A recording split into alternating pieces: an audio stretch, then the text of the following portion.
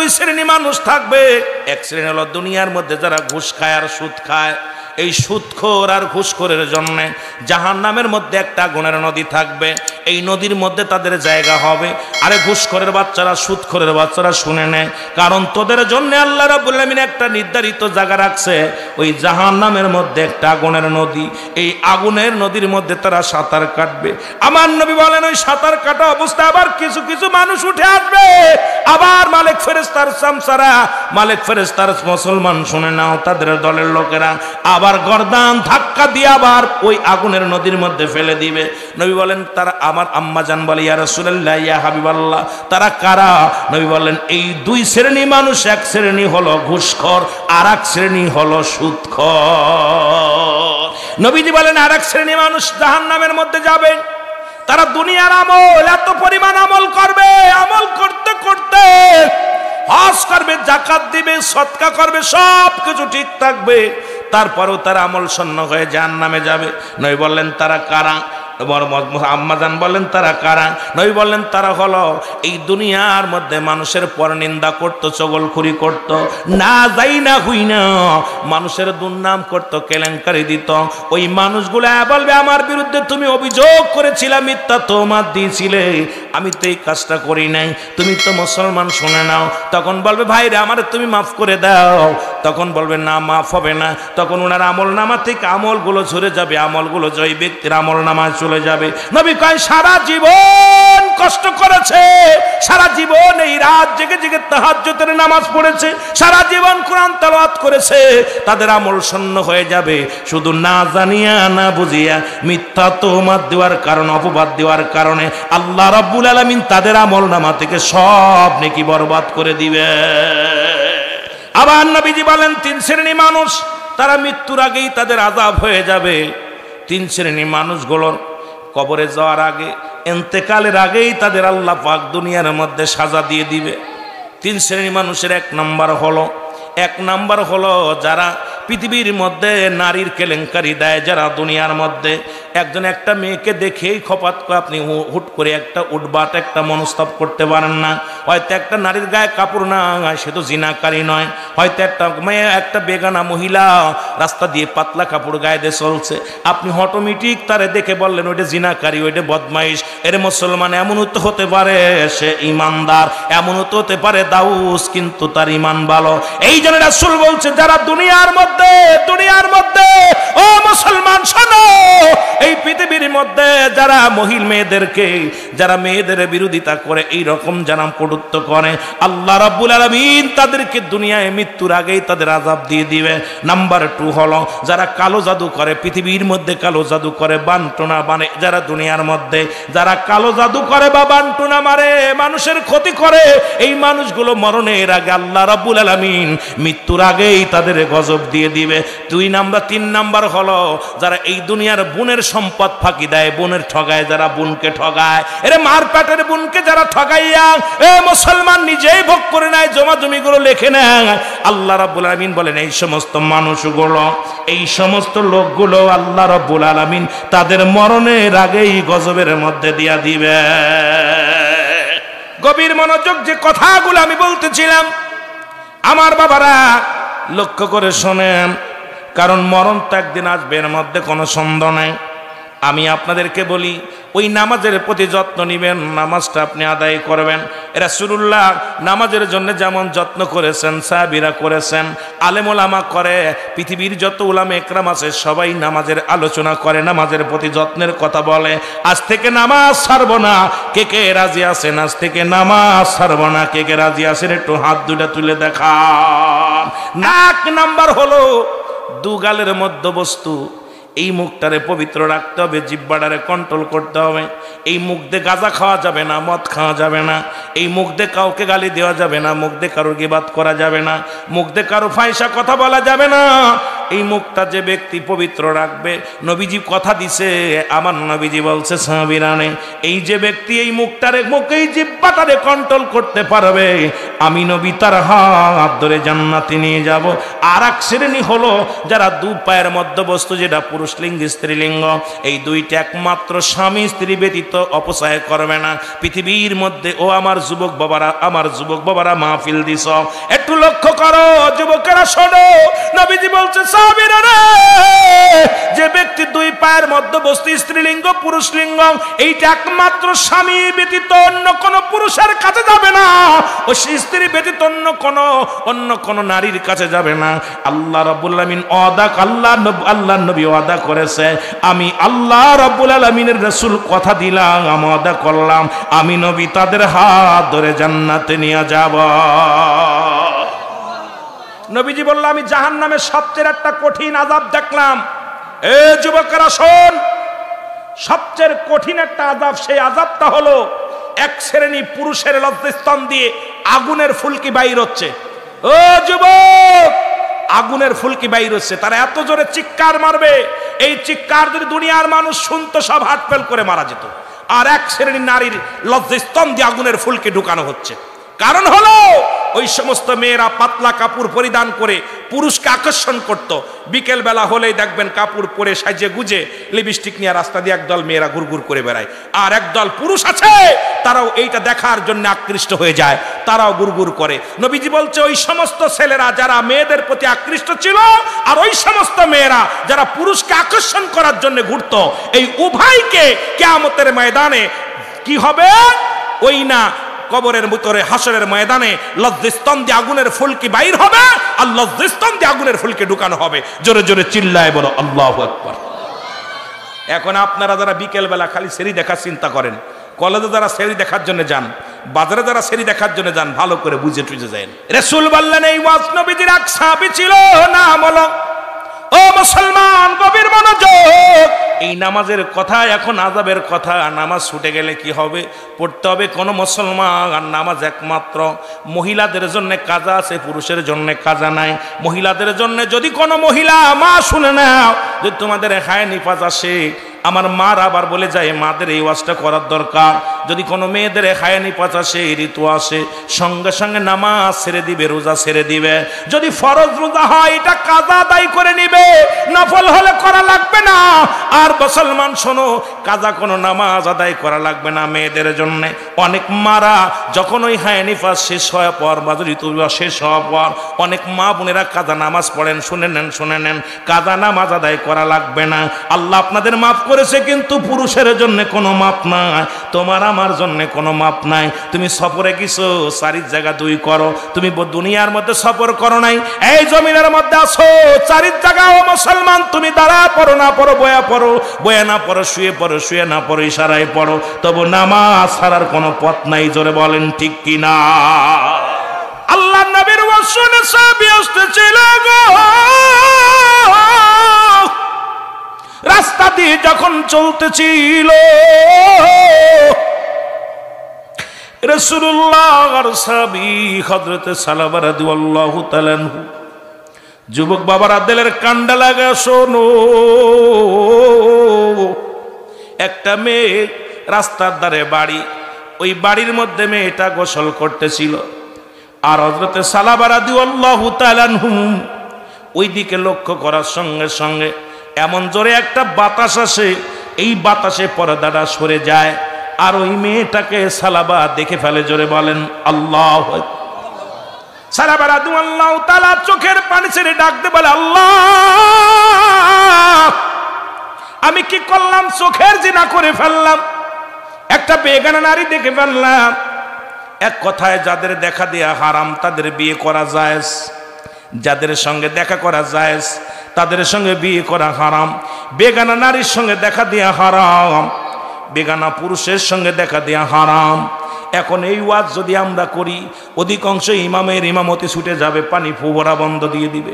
সকালবেলা দেখি অনেক মা বোন, অনেক মসজিদের ইমাম সাহেব সিরিয়াল ধরে, রাগ করবেন না, মাঝে মাঝে সকালবেলা যখন গাড়ি নিয়ে যায় দেখি মা বোন বাচ্চা কোলে করে ইমাম সাহেবের কাছে চলে গেছে তেল পানি নিয়ে ফু দেওয়ার জন্য। আরে কপাল পোড়া বাবারা, ইমাম সাহেবও কপাল পোড়া, বেগানা নারী তোরে বাচ্চাটা নিয়ে গেল, তুই ফু দিলি আর নাকশি পড়লি। যদি একবার বলতি ওই মেয়ে দূর হয়ে যা, সামনে আসবি না, কারণ তোর ছেলেরে পাঠাইবি, না হয় তোর স্বামীরে পাঠাইবি। এখন এই বেগানা নারীগুলো তেল পরা পানি পরার, আমার দেশে যদি একটু কবিরাজগিরি করা যায়, মহিলাদের সিরিয়াল দেখলে অবস্থা খারাপ, জোরে বলেন ঠিক কিনা? জাহান্নামে যাওয়ার জন্য একদম অল্প সময়ের মধ্যে বরবাদ, সব আমলগুলো বরবাদ হয়ে যাবে। আমল করে জান্নাতে যাওয়া কঠিন হবে। আমার ভাইয়েরা, সালাবা রাদিয়াল্লাহু তাআলা মনের অজান্তে দেখে ফেলেছে মেয়েটাকে, সঙ্গে সঙ্গে মাটির মধ্যে বয়ে পড়ে বলে, আল্লাহ, আরে আমি জুলুম করলাম, জালিমদের অন্তর্ভুক্ত হয়ে গেলাম। আদম নবী যেমন কেঁদেছিল, রব্বানা জালামনা আনফুসানা ওয়া ইল্লাম তাগফির লানা ওয়া তারহামনা লানাকুনান্না মিনাল খাসিরিন। আদম আলাইহিস সালাম বলে, আল্লাহ, আমি জালিমদের অন্তর্ভুক্ত হয়ে গেছি, আমারে তুমি ক্ষমা করে দাও। ও যুবক, যুবক কান্দে, আল্লাহ, আমিও জালিমদের অন্তর্ভুক্ত হয়ে গেছি, তুমি আমারে ক্ষমা করে দাও।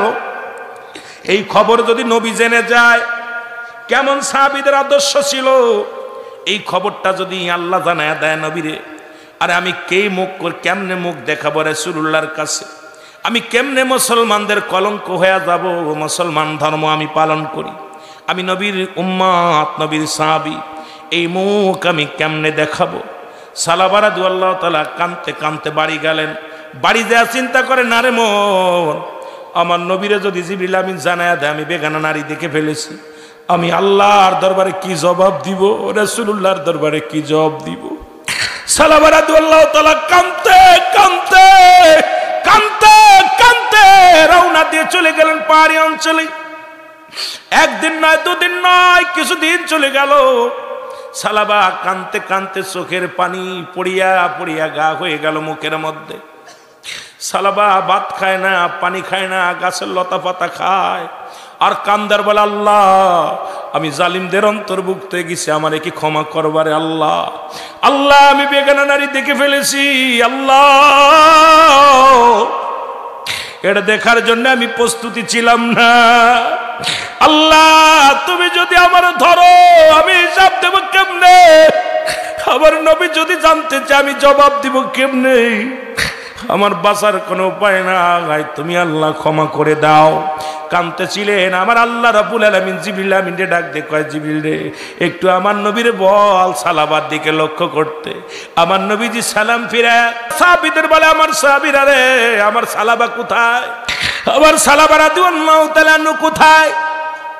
নবীর সাহাবীরা বলে, হুজুর, অনেকদিন তো হয়ে গেল, তাকে দেখতে পাই না, নামাজেও আসে না, বাড়িতেও দেখি না। বলে, খবর নাও। রাসূলুল্লাহ সাহাবী যে খবর নিলেন, বাড়ি যা সালাম দিয়া খবর নিলেন, সালাবি কোথায়, সালাবা কোথায়? সালাবার বাবা বলে, আমি জানি না, মা বলে জানি না, কেউ বলতে পারে না। নবী বলেন, সাহাবীরা রে, খোঁজ নে, কারণ দুষ্ট কাফেরেরা না জানি আমার সালাবারে মেরে ফেলেছে, আবার সালাবারে দুনিয়া থেকে বিদায় করে দিছে, তোমরা আসো। নবীজি বলেন, কোথায় রে আমার আবু বকর, কোথায় রে আমার উমর, কোথায় রে আমার উসমান, কোথায় রে আমার আলী? আয় আয়, তোরা তাড়াতাড়ি আয়। সাহাবীরা ছুটে আসলেন রাসূলুল্লাহর পাশে। নবীজি বললেন, ও উমর, হযরত উমর রাদিয়াল্লাহু তাআলাকে ডাক দে, বলে, উমর রে, তুমি যাও হযরত আলীর সঙ্গে চলে যাও, আলী আর উমর একদিকে চলে যাও, আমার সালাবার খোঁজ নাও। হযরত উমরে ফারুক রাদিয়াল্লাহু আনহু, হযরত আবু বকর সিদ্দিক রাদিয়াল্লাহু তাআলা আনহু, হযরত উসমান গনি রাদিয়াল্লাহু তাআলা আনহু, তোমরা দুজন একদিকে যাও, তোমরা খবর নাও, মক্কার অলি গলির মধ্যে খবর নাও, আমার সালাবাকে কি দুনিয়া থেকে বিদায় করে দিছে, আমার সালাবাকে কি মেরে ফেলেছে। আমি নবী আমার সালাবার জন্য কান্দি, তোমরা খবর নাও, তাড়াতাড়ি খবর নাও। গোটা মক্কা মদিনা দেখা হয়ে গেল, কোথাও খবর পাওয়া যায় না। ও যুবক, আজকে যুবক ভাইরা মাহফিল দিছো, একটু লক্ষ্য করো, মাহফিল দিয়ে কিছু শিকার চিন্তা করো, এই পাপ থেকে বাঁচার চিন্তা করো। সালাবা রাদিয়াল্লাহু তাআলাকে খুঁজে পায় না, চলে আসলেন রাসূলুল্লাহর কাছে সাহাবীরা, ইয়া রাসূলুল্লাহ, ইয়া হাবিবাল্লাহ, আপনার সালাবারে কোথাও আমরা খুঁজে পাইলাম না। নবী বলে, যাও পাহাড়ি অঞ্চলে যাও, পাহাড়ের অলিগলির মধ্যে দেখো। আরে হযরত ওমর ফারুক রাদিয়াল্লাহু তাআলা আনহু, হযরত আলী রাদিয়াল্লাহু তাআলা আনহু দুজন চলে গেলেন পাহাড়ি জঙ্গলের দিকে। যা রাখালিদের ডাক দে, বলো, ও রাখালিরা শোনো, তোমরা কি সালাবারে দেখছো? রাখালেরা বলে, কে গো, তোমরা কারা?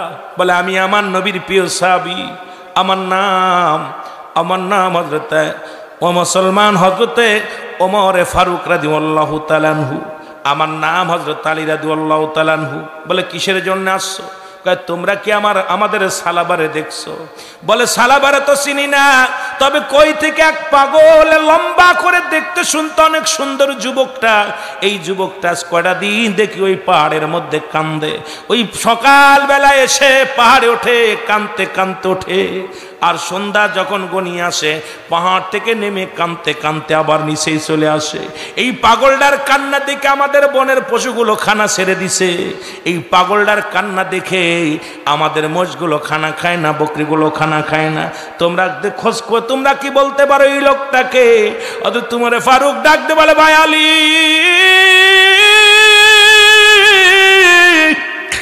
আলী রে, নিশ্চিত আমাদের সালাবা হবে। বলে, ভাই কই রে? বলে, ওই লোকটাকে আমরা হাঁটতে পারে না, দেখি পথের মধ্যে পড়ে যায়, পাহাড় উঠতে পারে না। ওই লোকটারে ক্লান্ত দেখে আমাদের বকরি থেকে দুধ দহন করে দিয়েছিলাম, একটা পাতিলের মধ্যে দুধ দিয়েছিলাম। ওই লোকটা কাঁদতে কাঁদতে চোখের পানিগুলো পড়ে দুধ আর পানি এক হয়ে গেছে। এই লোকটার দুধের পেয়ালা হাতের মধ্যে নিয়ে এমন নজর না কাঁদতেছিল, আমরা বড় আশ্চর্য হয়ে গেছি। আমরা জিগাই, ভাই তুমি কেন কান্দো? কোনো জবাব দেয় না, খালি বলে, আমি মনে হয় জালিম হয়ে গেছি, জুলুমকারীদের অন্তর্ভুক্ত হয়ে গেছি, আমার আল্লাহ কি আমাকে ক্ষমা করবে? ওই দুধের পাতিলটার মধ্যে যত পরিমাণ দুধ ছিল অত পরিমাণ চোখের পানি পড়ে বেঁচে গেছে, ওই দুধটা পর্যন্ত পান করে না। হযরতে ওমর ফারুক দৌড়তে চলে গেলেন, ডাকতে বলে, ভাই আলী, নিশ্চিত আমাদের সালাবায় হবেন, আমার নবীর সাহাবী আমাদের সহকারী হবে। দৌড়ায়া চললেন, যা দেখে সালাবা সিজদার মধ্যে পড়ে কান্দে, রব্বে কারীম, আমারে তুমি মাফ করে দাও, আমার কথা যদি আল্লাহ তুমি আমার নবীরে জানায়া দাও, আমার নবী কষ্ট পাবে, আমার কথা যদি দুনিয়ার মানুষ জানতে পারে, আল্লাহ আমি কিভাবে মুখ দেখাবো, কিভাবে আসরের ময়দানে আমি পার হব? চোখের পানি ছেড়ে ছেড়ে কাঁদতেছিল। পিছন থেকে হযরতে ওমর ফারুক রাদিয়াল্লাহু তাআলা আনহু সালাম দিলেন, আসসালামু আলাইকুম। সালাবা, ওয়ালাইকুম আসসালাম। ডাকতে বলে, ভাই ওমর রে, তুমি কেন আসছো? বলে, সালাবা রে, তুমি কেন জঙ্গলের মধ্যে যে কান্দো? সাহাবীর দেহখানা কঙ্কাল হয়ে গেছে, শুকায়া শুকায়া কাঠ হয়ে গেছে বডিখানা। সাহাবীর চোখের পানি ওয়াজার নানে ঝর ঝর করে পড়ে। আল্লাহর নবীর সাহাবী ডাকতে বলে, ওমর ফারুক ডাকতে বলে, সালাবা রে, তুমি কেন এই জঙ্গলের মধ্যে? বলে, ভাই আবু বকর, ও ভাই ওমর ফারুক, আগে বলো, আমার জন্য কোন কোরআনের আয়াত নাজিল হয়েছে কিনা? আমার জন্য কোন হাদিস আমার নবী বর্ণনা করেছে কিনা? আমার পক্ষে আমার বিপক্ষে কোন হাদিস না আল্লাহ রাব্বুল রাসূল বলছে কিনা?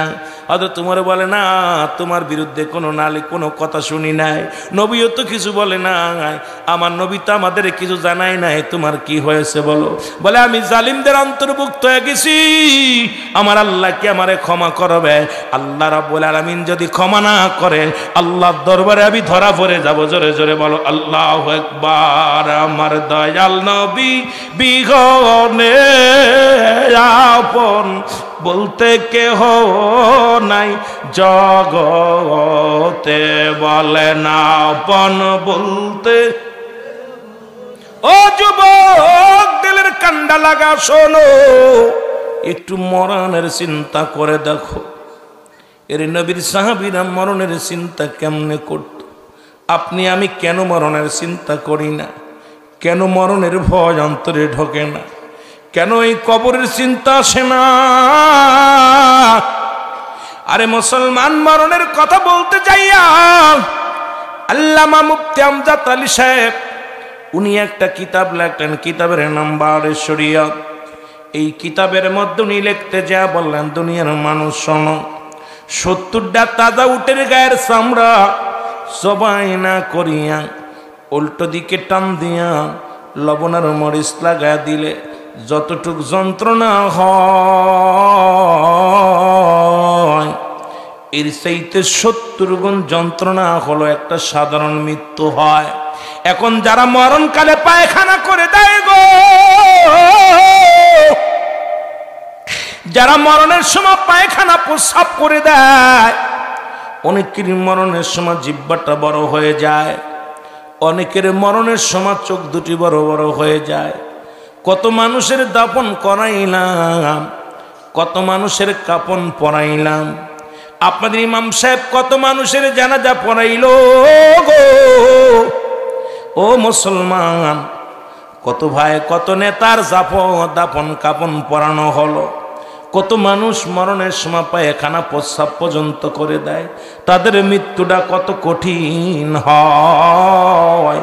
এই মরণের চিন্তা যার ভিতরে নাই, সে কেমনে মানুষ হয়? জোরে বলেন ঠিক কিনা? জোরে জোরে চিল্লায় বলা যাবে না ঠিক কিনা? এ আমার ভাইরা, আমার বন্ধুরা, আমার যে কথাগুলো আমি বলি দিলের কান্ডা লাগা শোনো। সালাবা রাদিয়াল্লাহু তাআলা আনহু মুসলমান শোনো গো, বলেন আমার নবীর সাহাবীরা রাসূলুল্লাহ কি আমার বিষয়ে কিছু বলেছে? বলে না। দুজন কাঁধে করিয়া রাসূলুল্লাহর কদমের মধ্যে নিয়ে আসলেন, রাসূলুল্লাহর সামনে আনিয়া দাঁড়া করলেন। নবীজি বললেন, সালাবারে কি হয়েছে বলো? বলে, নবী গো, আমি মনের অজান্তে বড় ভুল করেছি। আপনার পিছনে নামাজ আদায় করিয়া যখন আমি দুপুরের সময় নবী গো জোহরের সালাত আদায় করিয়া যখন আমি গিয়েছিলাম, বাড়ির দিকে যাইতেছিলাম, হঠাৎ একটা ঘরের মধ্যে একটা বাড়ির সামনে দিয়ে যায়। নবী গো, প্রচণ্ড জোরে একটা বাতাস আসে, বাতাস আসিয়া বাড়ির পর্দা সরে যায়, আর ভিতরে এক মেয়ে গোসল করা অবস্থা আমি দেখে ফেলেছি। আর রাসূলুল্লাহ ইয়া হাবিবাল্লাহ, আমি জালিমদের অন্তর্ভুক্ত হয়ে গেছি নবী গো। এই ভয়ে আমি আপনার কাছে আসি নাই, আমি এই ভয়ে আজকে কাঁদতেছি নবী গো। আমার আল্লাহ রাব্বুল আলামিন আমার বিষয়ে কি কোনো আয়াত নাজিল করেছে কি? আল্লাহর নবী গো, আমার নবী ডাক দি বলে, সালাবা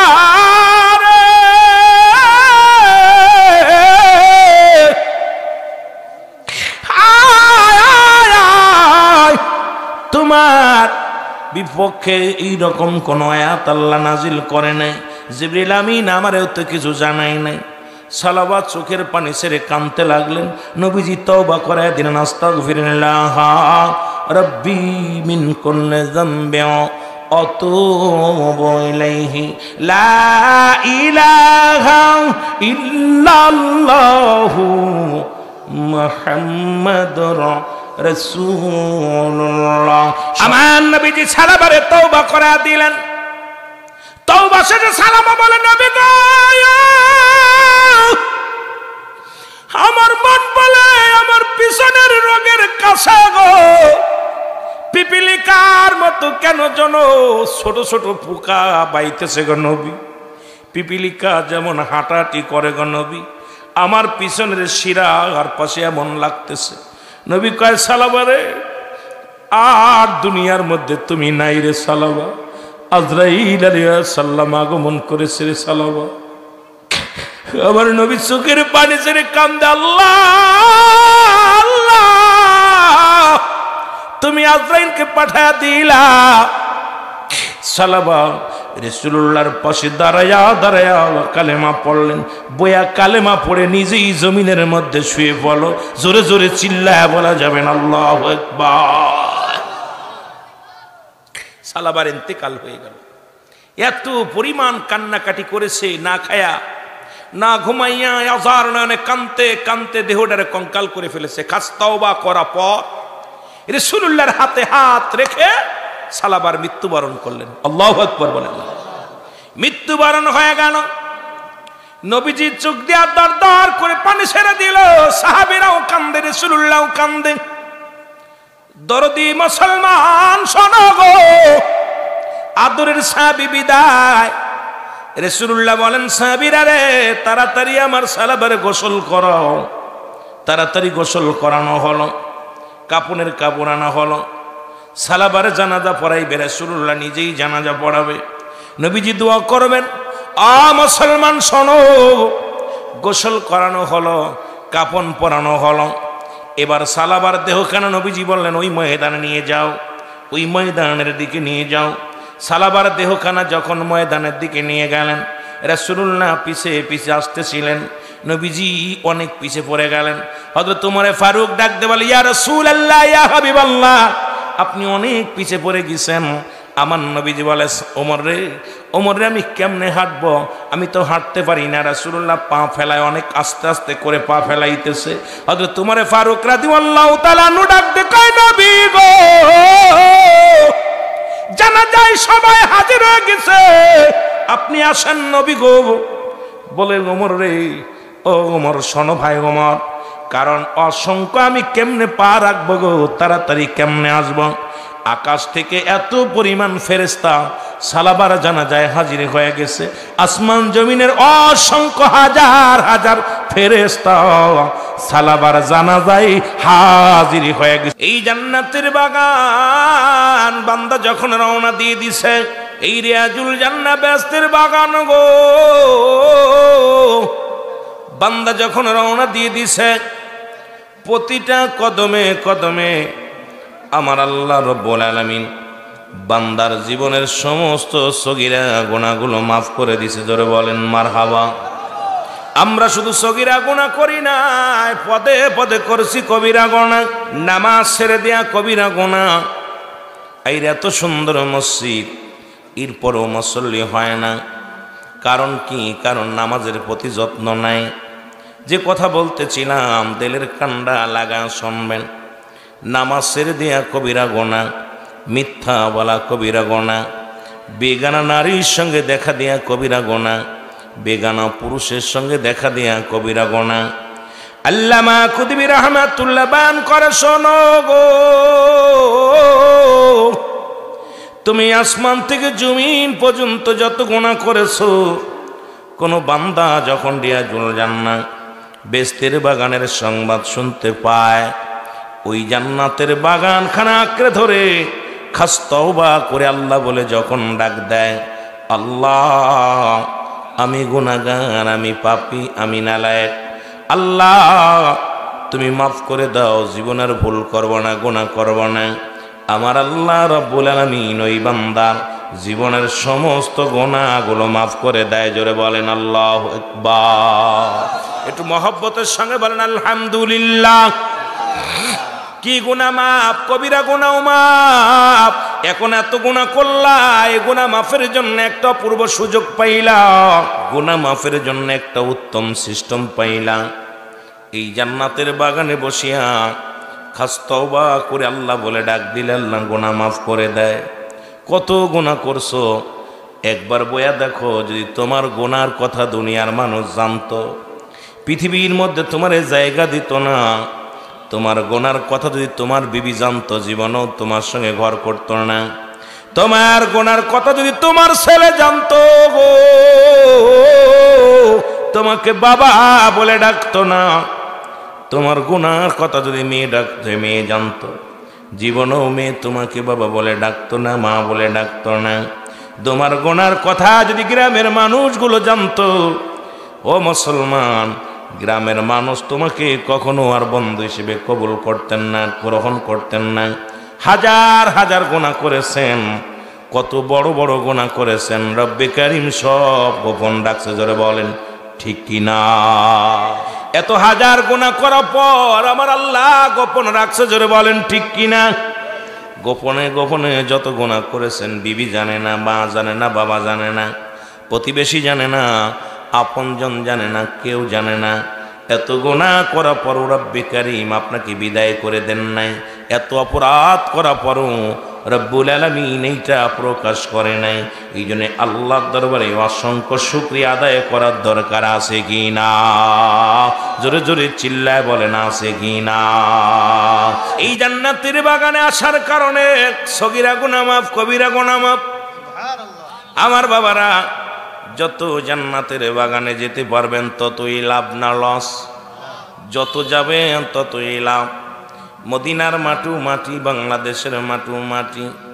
মদিনার মাটি গায়ে লাগলে গুনাহ ঝরে যায়, বাংলাদেশের মাটি গায়ে লাগলে চুলকানি রোগ হয়। ও বাজানেরা, গভীর মনোযোগ। সুতরাং মদিনার পাথরে চুমা দিলে জীবনের গুনাহগুলো ঝরে যায়, আর বাংলাদেশের পাথরের মধ্যে চুমা দিলে প্রস্রাবের গন্ধ পাওয়া যায়। পাথরে পাথরে বেশ কম আছে, মাটিতে মাটিতে বেশ কম আছে। এরা মুসলমান, আগামীকাল যখন বলবে, এ ভাইরা আমার, বন্ধুরা আমার, এই বেজুরা উত্তর পশ্চিম পাড়া বেলাল রাদিয়াল্লাহু তাআলা জামে মসজিদের সামনে জান্নাতের বাগান, মানুষ পাগল বলবে, সবাই আপনাকে পাগল বলবে, মুসলমান আপনাকে বলদ বলবে। আজকে যখন রিয়াজুল জান্নাহ বেহেশতের বাগান বলবেন, সবাই আপনাকে জ্ঞানী বলবে।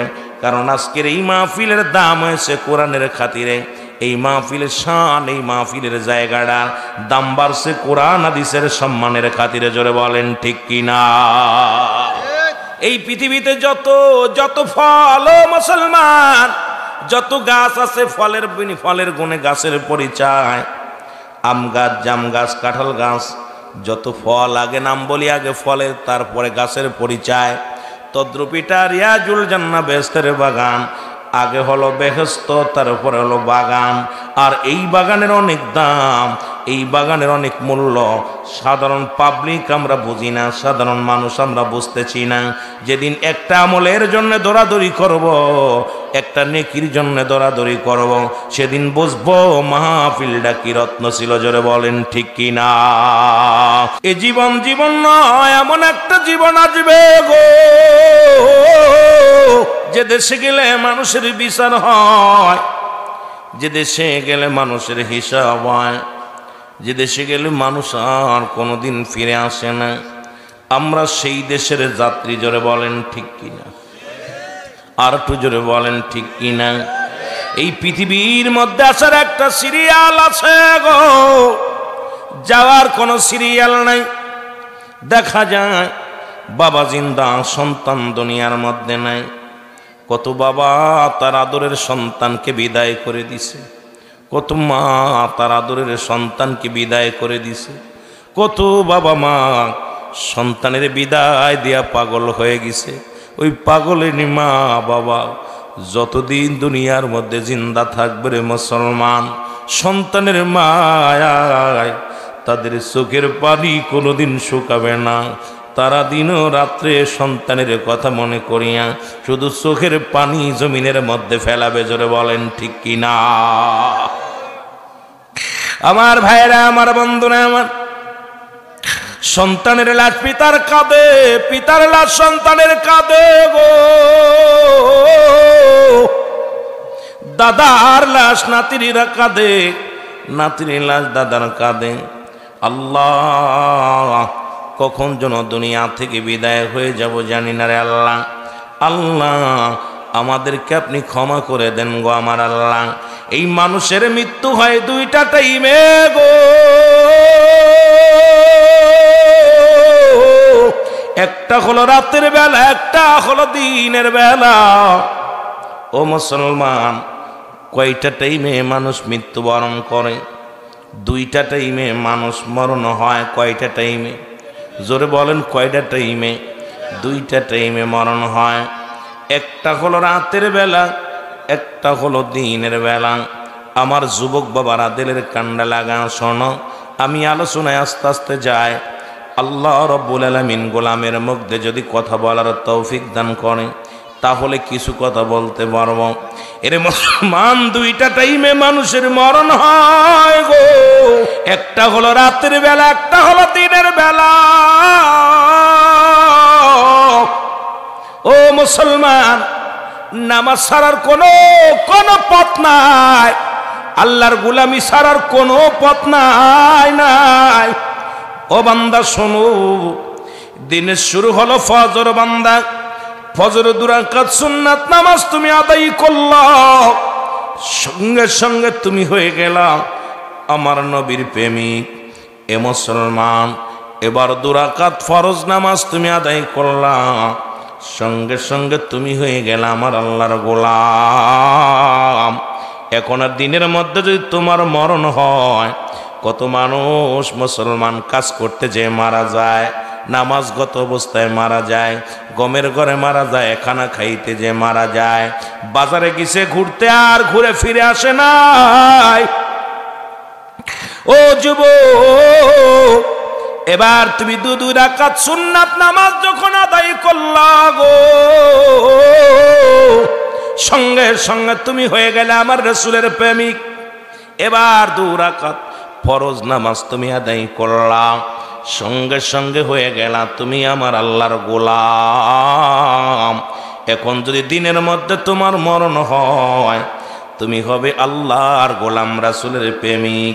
মরণে ভয় নাই, কবরে ভয় নাই, মিজানে ভয় নাই, ফুলসিরাতে ভয় নাই, কোথাও তোমার ভয় নাই। যদি একবার আল্লাহর গোলাম হইতে পারো, একবার যদি রাসূলের প্রেমিক হতে পারো, জোরে বলেন ঠিক কিনা।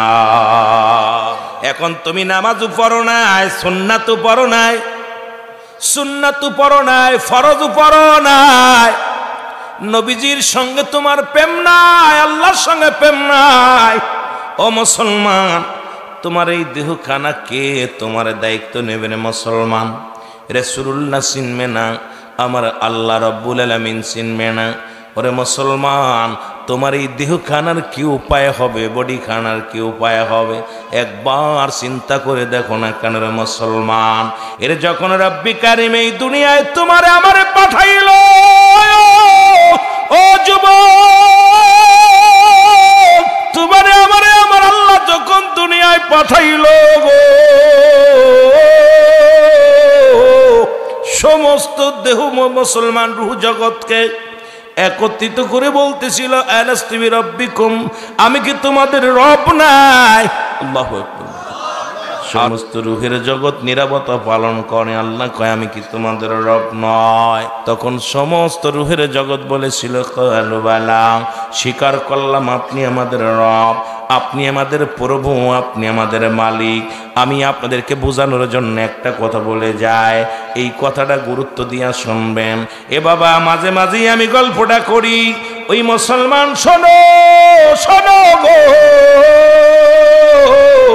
এই বেজুরিয়া গ্রামবাসী আর ওই কুমিল্লা নিবাসী দুজনের সঙ্গে এক মেয়ে এক ছেলের লগে বিয়া হয়। কয় এত টাকা দেলমাওরে, এত টাকা ওসিল বাদে কবুল আছো কিনা? কয় কবুল। এর মুসলমান, ওই বিবিরে বিয়ে করে আনা পর, মেয়েটাকে বিবাহ করা পর সারাদিন আপনার কাজ করে, সারাদিন আপনার কর্মচারী হলো, মেতরের কাজ করে, মতির কাজ করে, জির কাজ করে, আপনার সন্তানাদি লালন পালন করে। রাত্র যখন হয় বলে তোমার বাড়ির ঘরে ঘুমাইব, মেনে নিবেন? এ মুসলমান, শুধু তাই নয় গো, যদি আপনার বিবি অন্য কোন পুরুষের লাগে কথা বলে, সঙ্গে সঙ্গে তার বিদায়ের জন্য প্রস্তুতি হও। আপনার শুধু হুকুম নিস, কি বলেছেন, শুধু কবুল বলেছেন, সঙ্গে সঙ্গে আপনি আপনার প্রতি তার হুকুম তার ধার্য হয়ে গেছে, আর আপনার অনুগত্য হয়ে যায় আপনার বিবি। কিন্তু রব্বি কারিমের কাছে সমস্ত মাখলুকাত কবুল করে আসলাম, আপনি আমাদের রব, আপনি আমাদের প্রভু, আপনি আমাদের সৃষ্টিকর্তা, আপনি আমাদের পালনকর্তা, রিজিক দাতা। আর দুনিয়ার মধ্যে আইয়া মন গড়া চললাম, আমার আল্লাহ আপনারে কোনোদিন বান্দা বলে স্বীকার করবে না, জোরে বলেন ঠিক কিনা? এ বান্দা, তুমি গোলামি করো কার? আমার আল্লাহর। ও বান্দা, দাসত্ব করো কার? আমার আল্লাহর। এখন বান্দা, আপনি ফজরের নামাজ ছেড়ে দিলা, তুমি কেমনে তুমি তার বান্দা থাকো? তুমি জোহরের নামাজ ছেড়ে দিলা, কেমনে তুমি তার বান্দা থাকো?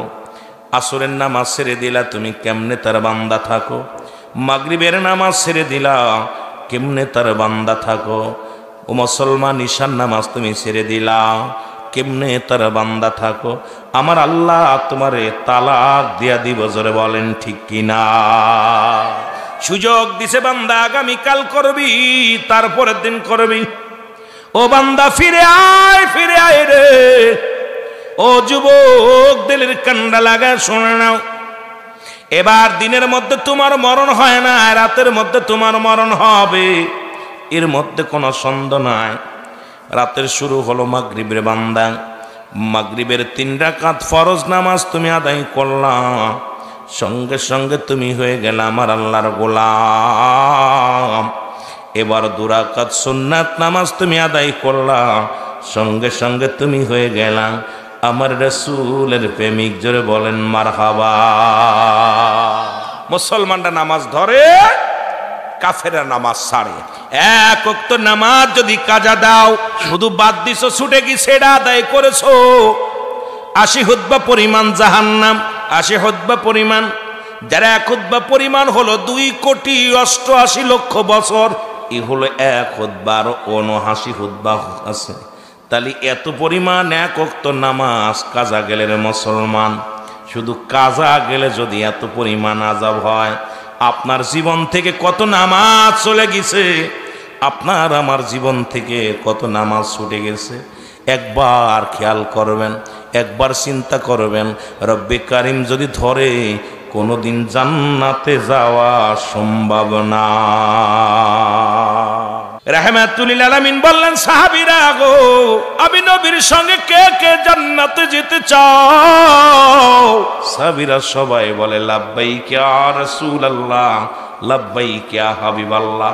আমিও বলতে চাই, আপনারা কে কে রাসূলুল্লাহর সঙ্গে জান্নাতে যেতে চাও?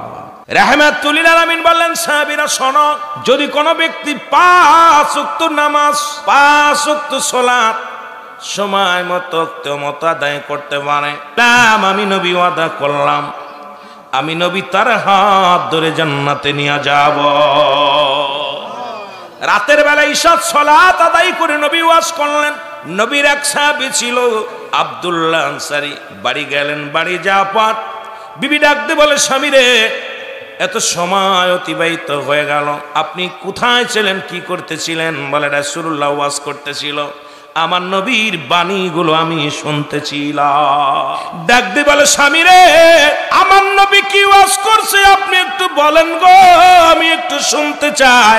আমার মা বোনের একদিনও বাড়ি গেলে শোনে না কোন বক্তা কি ওয়াজ করছে, কোন বক্তা কি আলোচনা করছে, কোন বক্তা নামাজের ওয়াজ করছে, কোন বক্তা পিতা মাতার ওয়াজ করছে। বিবি বাড়ি গেলে কয় কি তাবারক দিছে, কয় বিরিয়ানি, কয় ছাগলের না গরুর নাকি পোল্ট্রি। যদি কয় দেই নেই, কয় এত রাত জায়গায় দিল কেন? মারা শোনো, নবীর সাহাবীরা, তাদের বিবিরাও কেমন পাগল ছিল, আমলের জন্য উৎসাহিত ছিল, সাহাবীরাও আমলের জন্য উৎসাহিত ছিল, আর আমরা দেউলিয়া হয়ে গেছি আমল না করতে করতে। জোরে বলেন ঠিক কিনা? আনসারী বিবি ডাকতে বলে, স্বামী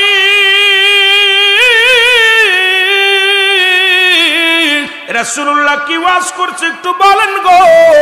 স্বামী কয়, বিবি রে, আমার নবী ওয়াজ করছে যে ব্যক্তি 5 ওয়াক্ত নামাজ, 5 ওয়াক্ত সালাত সময় মতো আদায় করতে পারবে, রাসূলুল্লাহ তার হাত ধরে জান্নাতে নিয়ে যাবে। বিবি ডাকতে বলে, প্রাণের স্বামী, জীবনে আপনার কাছে দামি কাপড় চাই না গো, আপনার কাছে দামি পোশাক চাই না, খাবার চাই না, দুনিয়ার রং বাংলা কিছু চাই না। আপনি একটু আমাকে সুযোগ করে দিবেন, আপনি একটু আমার সুযোগ করে দিবেন, আমিও যেন 5 ওয়াক্ত সালাত আদায় করিয়া আপনার সঙ্গে রাসূলুল্লাহর সঙ্গে জান্নাতে যেতে পারি। নবীজি প্রতিদিন নামাজ আদায় করেন। আপনাদের ইমাম সাহেব যেমন নামাজ পড়াইল, মুসল্লিদের সঙ্গে একটা সম্পর্ক ভালো হয়ে যায়। যদি কোনো মুসল্লিকে একদিনের জায়গা 2 দিন না দেখে, ইমাম সাহেব জিগায়, মুয়াজ্জিন সাহেব, অমুক মুসল্লিদের তো দেখি না, অমুক মুসল্লি তো আজকে দেখলাম না, আগামীকাল দেখলাম না। ইমাম সাহেব আর একজনকে জিগায়, ভাই উত্তর পাড়া পশ্চিম পাড়ার অমুক মুসল্লি কেন মসজিদে আসে না? রাসূলুল্লাহ ঠিকই জিগাইতেছে সাহাবীরা রে, আজ কটা দিন আমি লক্ষ্য করি আনসারি নামাজে আসে, কিন্তু নামাজ শেষ করে আনসারি কেন যেন আর তারে খুঁজে পায় না। আমার আনসারির কি হয়েছে তোমরা বলতে পারো নি? সাহাবীরা বলে, হুজুর নিশ্চিত দুনিয়ার কোন ঝামেলার মধ্যে পড়ে গেছে, দুনিয়ার কোন প্রেমের মধ্যে পড়ে গেছে গো। আল্লাহর নবী বলে, না আমি নিজেই খবর নিব, আনসারির বাড়িতে যাব। রাসূলুল্লাহ গুটি গুটি পায়ে আগায় চলে আসলেন, একবারে চলে গেলেন আনসারির বাড়িতে, সালাম দিলেন, আসসালামু আলাইকুম ইয়া আহলাল বাইত। একবার নয়, দুবার নয়, তিনবার সালাম দিলেন নবীজি, তিনবার সালাম দিলেন আনসারির বাড়িতে। একটা সালামের জবাব আসলেন না। নবী বড় মনের একটু কষ্ট পাইলেন। রাসূলুল্লাহ মনে কষ্ট নিয়ে ফিরে আসতেছিলেন। ও মুসলমান শোনো, ইসলামের বিধান, তুমি যদি কোনো বাড়ির মধ্যে প্রবেশ করতে হয় আগে সালাম দিয়ে অনুমতি নিতে হবে, সালাম বিনিময় করতে হবে। আমার দেশে এখন কোনো বাড়ি সালাম নাই মুসলমান, যদিও কোনো বাড়ির অনুমতি নেয়, মেম্বার সাহেব মাতবার সাহেব বাড়ির ভিতরে যায়, বাবিরে ডাক দেয়, বাবি সাহেব বাই কোথায়, বাই ঘুমাচ্ছে, বসতে দেয় বাবি সাহেব। ওরে শরীয়তের বিধান অনুযায়ী যাদের দেখা হারাম, শরীয়তের বিধান অনুযায়ী যাদের দেখা হারাম, আজকে আরাম তাদের সঙ্গে কথা বলতে আরাম লাগে, এই জন্য মানুষ জাহান্নামী হয়ে যাবে। বেশি জোরে বলেন ঠিক কি না?